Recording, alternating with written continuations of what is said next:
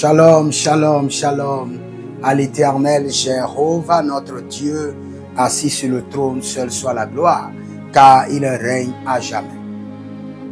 Beaucoup de personnes se disent qu'il n'y a pas d'école prophétique dans la Bible, que cela vient des anges déchus et que Jésus n'est pas allé à l'école, aucun des disciples n'est allé à l'école. Nous allons vous démontrer qu'il y a de l'école prophétique dans la Bible. Vous êtes à l'école prophétique Les Aigles en Action et nous nous préparons maintenant à lancer l'année académique 2025-2026 et le Seigneur l'Éternel nous fera grâce. Dans la Bible, vous pouvez ouvrir 1 Samuel chapitre 10 du verset 5 à 12 et vous verrez clairement qu'il y a d'écoles prophétiques.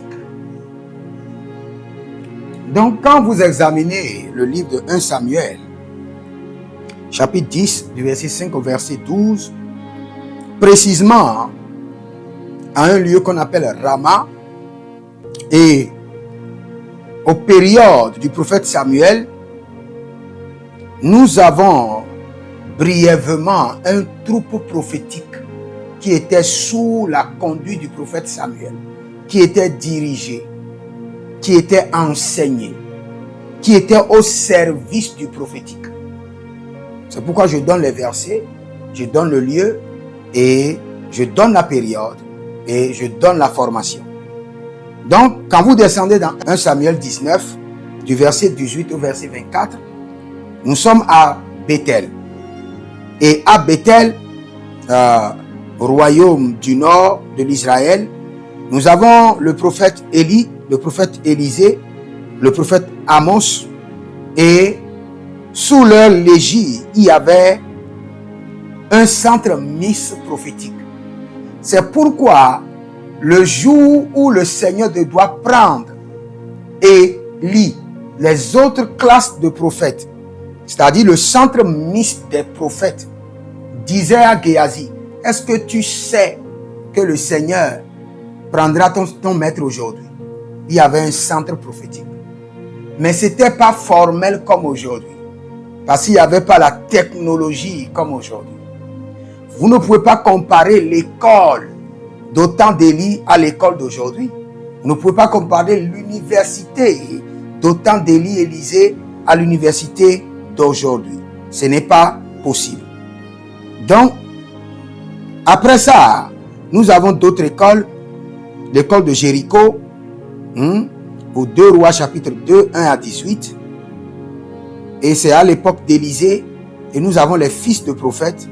Et nous avons plusieurs qui sont en formation et en service. Et après, nous avons 2 Rois 4, 1 à 7. Nous avons Gilgal. Et ça, c'est les périodes des rois. Et nous avons toujours Élisée. Et nous avons un groupe de prophètes. Et il y avait ils étaient ensemble, enseignement, vie commune. C'est pourquoi la Bible déclare que l'école des prophètes, les prophètes étaient ensemble.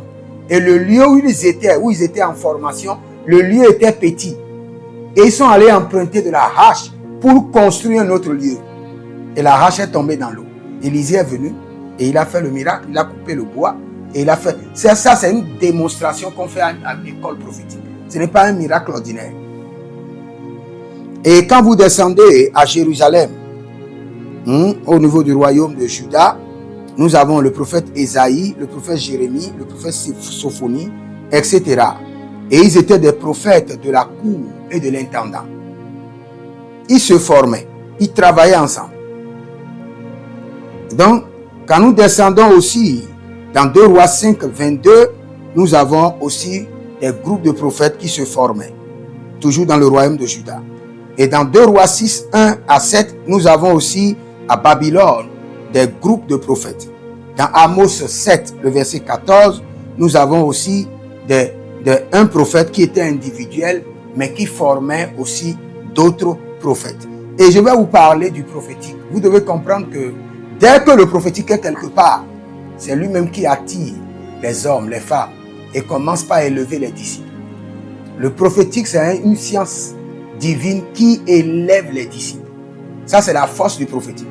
Quand vous voyez quelqu'un qui a le prophétique, vous devez le voir en train de former des disciples. Ça peut ne pas être formel comme une école où ça a un nom. Nous faisons aujourd'hui. Aujourd'hui, nous sommes au 21e siècle. Les choses ont avancé. Donc, c'est plus structuré. Donc, si vous êtes serviteur de l'Éternel, à la section de l'école prophétique Les Aigles en Action 2025-2026, nous allons vous montrer le pourcentage du prophétique qui doit accompagner l'appel de l'évangéliste, l'appel de pasteur, l'appel de docteur, l'appel de prophète et l'appel même de l'enseignant. Et vous verrez la gloire de Dieu. Que le Seigneur vous bénisse. Demeurez connectés. Shalom.